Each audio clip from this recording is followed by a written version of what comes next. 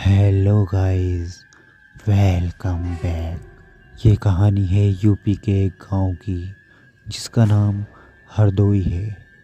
हरदोई में एक लड़का रहा करता था जिसका नाम दीपक है।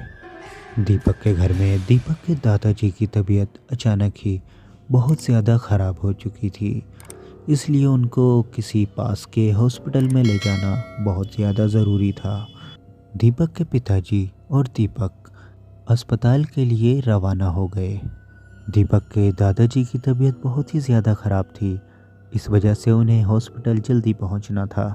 हॉस्पिटल गांव से लगभग 15 से 20 किलोमीटर दूर था, इस वजह से सफ़र भी लगभग 1 से 2 घंटे का था। लेकिन अब किसी तरह वो लोग हॉस्पिटल पहुंच गए। हॉस्पिटल पहुंचने के बाद डॉक्टर ने उन लोगों से बताया कि इन्हें यहाँ पर एडमिट करना पड़ेगा, इनका इलाज घर पे नहीं हो सकता। इस वजह से दीपक के पिताजी ने दीपक के दादाजी को हॉस्पिटल में एडमिट करा दिया। अब रोज़ाना सुबह 10 बजे से शाम को 8 बजे तक दीपक हॉस्पिटल में ही रहा करता था और शाम को 8 बजे दीपक के पिताजी हॉस्पिटल आ जाया करते थे और सुबह तक दीपक के पिताजी हॉस्पिटल में रुका करते थे। इसी तरह से दीपक और उसके पिताजी दीपक के दादाजी की खिदमत कर रहे थे। कभी कभी दीपक के चाचा जी भी रात के वक्त दीपक के पिताजी के साथ हॉस्पिटल में रुका करते थे। जब शाम को 8 बजे दीपक के पिताजी हॉस्पिटल आ जाया करते थे तो दीपक साइकिल से अपने गांव के लिए जाया करता था। एक रोज़ दीपक रात के वक्त 8 बजे अपने गांव के लिए साइकिल से निकल गया। वो गांव के लिए जा ही रहा था, रास्ते में अंधेरा बहुत ही ज़्यादा था, लेकिन दीपक वहां से रोज़ गुजरता था, इसलिए अंधेरे से उसको कोई फ़र्क नहीं पड़ता था और उसके पास एक टॉर्च भी थी जिसकी मदद से वो रास्ते को देखा करता था कि कहीं टूटा फूटा रास्ता तो नहीं है या फिर रास्ते में कोई गड्ढा तो नहीं है। रात के वक्त उन सड़कों पर कोई भी नज़र नहीं आया करता था, सिर्फ और सिर्फ दीपक ही अकेला उस पूरे रास्ते में नज़र आया करता था। रास्ते के दोनों तरफ काफ़ी घने घने पेड़ थे, मानो कि वो रास्ता किसी जंगल से होकर के निकलता था। दीपक उस रास्ते से उस रात जा ही रहा था, फिर अचानक ही उसे रास्ते में रोड के किनारे एक बहुत ही घने से पेड़ पर नज़र पड़ी। वो पेड़ ऐसा लग रहा था जैसे कि कोई उस पेड़ को पकड़कर हिला रहा हो, क्योंकि सारे पेड़ एकदम शांत थे और वो अकेला पेड़ बहुत ज़ोर ज़ोर से हिल रहा था। ये देखकर दीपक को काफ़ी अजीब सा लगा, लेकिन दीपक वहाँ नहीं रुका और वो वहाँ से आगे बढ़ गया। कुछ दूर आगे बढ़ने के बाद दीपक को रोड के किनारे घने पेड़ों के बीच एक काफ़ी उम्र का बुज़ुर्ग इंसान खड़ा हुआ नज़र आया, जिसने सफ़ेद कलर की धोती बांध रखी थी और उसके सर पे एक काफ़ी लंबा सा सफ़ेद कलर का कपड़ा बंधा हुआ था जो उसके कंधों तक लटक रहा था।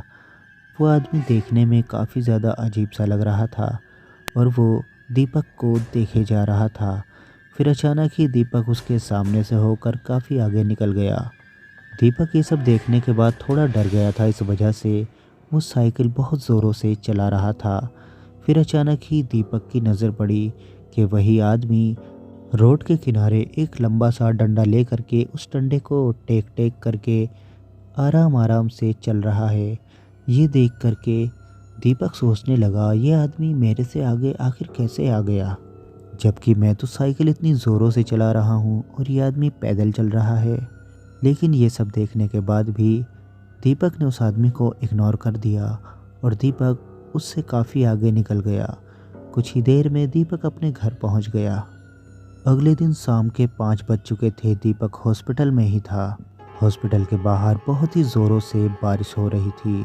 उस बारिश की वजह से दीपक ये सोच रहा था कहीं आज ऐसा तो ना हो जाए कि बारिश की वजह से उसके पिताजी हॉस्पिटल ना आए और पूरी रात दीपक को ही हॉस्पिटल में रुकना पड़े। देखते ही देखते शाम के 7 बज गए और बारिश तो रुकने का नाम ही नहीं ले रही थी। अब दीपक को बहुत ही ज़्यादा फिक्र होने लगी, आखिर वो घर कैसे जाएगा। लेकिन फिर जैसे ही 7:30 बजे और दीपक अस्पताल के बाहर आया तो उसने देखा कि बारिश रुक चुकी थी, लेकिन जगह जगह पर बहुत सारा पानी भरा हुआ था। फिर दीपक हॉस्पिटल में ही अपने दादाजी के पास बैठा हुआ था। बैठे ही बैठे उसने घड़ी में देखा कि 8:30 बजे का वक्त हो चुका है। अब दीपक ने सोचा कि शायद उसके पिताजी आज नहीं आएंगे, लेकिन अचानक ही दीपक ने देखा कि उसके पिताजी हॉस्पिटल में आ चुके हैं। और आते ही दीपक के पिताजी ने दीपक से कहा, आज मैं आने में थोड़ा लेट हो गया हूँ बारिश की वजह से, और बाहर मौसम ऐसा हो रहा है जैसे कि बारिश कभी भी हो सकती है, इसलिए तुम आज या तो यहीं रुक जाओ, और अगर तुम्हें जाना है तो जल्दी से जल्दी यहाँ से निकल जाओ। दीपक ने कहा, ठीक है पिताजी, मैं यहाँ से जल्दी निकल जाता हूँ।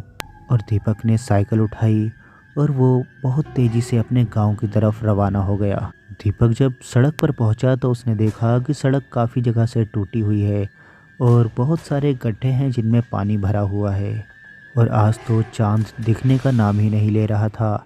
चांद के ऊपर बहुत ही सारे काले काले बादल छाए हुए थे। इस वजह से अंधेरा भी रोज़ दिनों से आज कुछ ज़्यादा ही था। अब दीपक साइकिल चला ही रहा था कि अचानक ही दीपक के ऊपर 2-4 बूंदें आकर पड़ी। दीपक समझ गया कि बारिश शुरू हो ही गई है, उसे और तेज़ी से यहाँ से गुजरना होगा। अब दीपक ने और तेज़ी से निकलना शुरू कर दिया, लेकिन देखते ही देखते बारिश बहुत ज़्यादा तेज़ होने लगी। और दीपक ने वहीं पर सड़क के किनारे अपनी साइकिल एक पेड़ के नीचे खड़ी कर दी और खुद भी उसी पेड़ के नीचे बैठ गया। दीपक उस पेड़ के नीचे बैठा तो था, लेकिन उसके ऊपर अब भी कुछ थोड़ी थोड़ी बारिश पड़ रही थी, जिसकी वजह से दीपक थोड़ा थोड़ा सा भीग रहा था। दीपक उस पेड़ के नीचे बैठकर इधर उधर अपनी निगाहें दौड़ा रहा था। वो देख रहा था कि उसके अलावा दूर दूर तक कोई भी नज़र नहीं आ रहा है। लेकिन फिर अचानक ही दीपक को याद आया कि कल रात उसके साथ यहाँ पर क्या हुआ था, यानी उसे कोई आदमी नज़र आ रहा था। दीपक उस आदमी की वो बात याद कर रहा था कि वह आदमी अचानक ही दीपक की साइकिल के आगे आगे कैसे चलने लगा। ये सोच करके दीपक थोड़ा घबरा भी रहा था और अंधेरा बहुत ज़्यादा था, इसलिए दीपक अपने चारों तरफ निगाहें दौड़ा रहा था। अब वहाँ बैठे बैठे दीपक को डर बहुत ज़्यादा लगने लगा। इस वजह से दीपक ने सोचा कि भीग तो मैं यहाँ भी रहा हूँ और मुझे शायद आज भीगते हुए ही घर जाना पड़ेगा। फिर दीपक ने अपनी साइकिल उठाई और वो उस पर बैठ गया और धीरे धीरे साइकिल चलाने लगा, क्योंकि बारिश बहुत ज़्यादा तेज़ थी।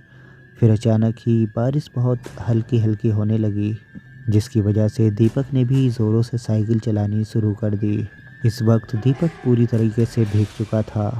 फिर अचानक ही दीपक ने देखा कि उसके पीछे से किसी के खांसने की आवाज़ आ रही है।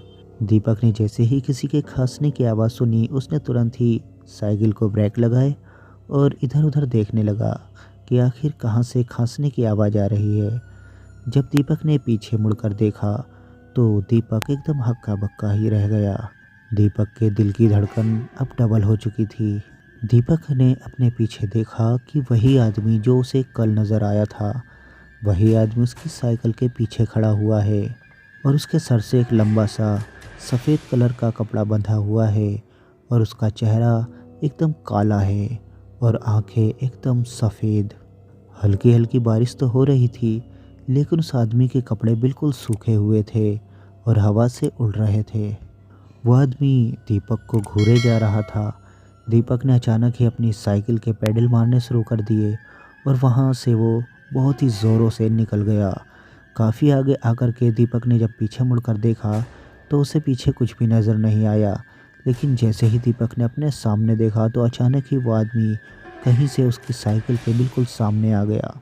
दीपक ने उस आदमी को देख करके अचानक ही ब्रेक मार दिए, लेकिन दीपक समझ चुका था ये कोई नॉर्मल आदमी नहीं है, इसलिए दीपक ने वहाँ से निकलना ही सही समझा और दीपक ने बहुत ज़ोरों से साइकिल चलानी शुरू कर दी और उस आदमी के एकदम बगल से अपनी साइकिल आगे की तरफ निकाल ली।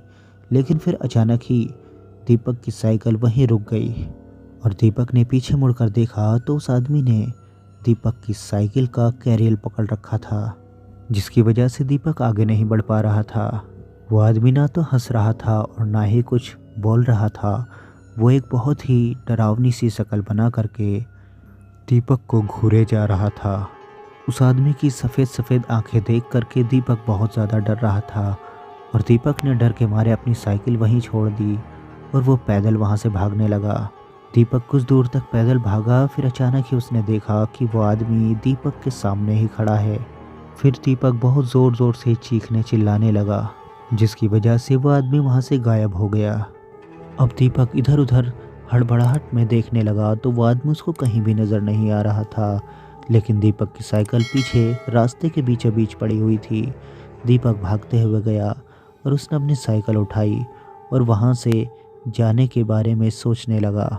फिर दीपक साइकिल पर बैठा और जैसे ही थोड़ा सा आगे बढ़ा कि अचानक ही वहाँ खड़े सभी पेड़ बहुत ज़ोर ज़ोर से हिलने लगे और उन पेड़ों पर बारिश का पानी जो रुका हुआ था वो पानी बहुत ज़ोरों से नीचे गिरने लगा, जो दीपक के ऊपर गिर रहा था।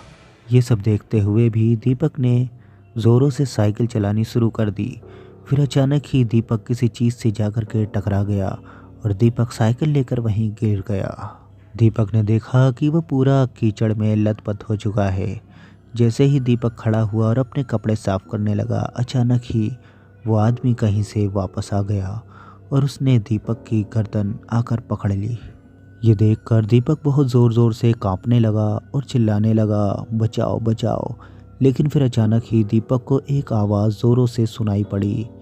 उसे ऐसा लग रहा था जैसे कि कोई चिल्ला रहा हो, दीपक दीपक। यह आवाज़ जैसे ही दीपक ने सुनी और उस आदमी ने सुनी, अचानक ही वो आदमी जैसे धुआं बन गया हो और वो इधर उधर कहीं गायब हो गया और दीपक वहीं पर रोड पर गिरा हुआ था। फिर अचानक ही दीपक ने देखा कि दो आदमी दीपक के करीब आए और उन्होंने दीपक को उठाया और कहने लगे, दीपक तुम यहाँ पर क्या कर रहे हो? वो दोनों आदमी कोई और नहीं थे, एक तो दीपक के चाचा जी थे और दूसरे दीपक के मामा जी थे। दीपक अपने चाचा जी से कहने लगा, चाचा जी मुझे यहाँ से ले चलो, यहाँ कोई भूत है। फिर दीपक के चाचा जी कहने लगे, हाँ हाँ मुझे पहले से ही पता है, इस जगह पर कोई भूत या किसी पिशाच का साया है और यहाँ पहले भी काफ़ी लोगों के साथ ऐसा हो चुका है, चलो तुम मेरे साथ चलो। और दीपक के चाचा जी दीपक को लेकर घर पहुँच गए। रोज़ हॉस्पिटल से दीपक जल्दी ही घर पहुँच जाता था, लेकिन आज दीपक को बहुत ज़्यादा देर हो चुकी थी। इस वजह से उसके मामा जी और चाचा जी दीपक को ढूंढते हुए उस जगह पहुँच गए थे। ये कहानी अच्छी लगी हो तो लाइक ज़रूर करें, चैनल को सब्सक्राइब करना ना भूलें। Thanks for watching, bye bye.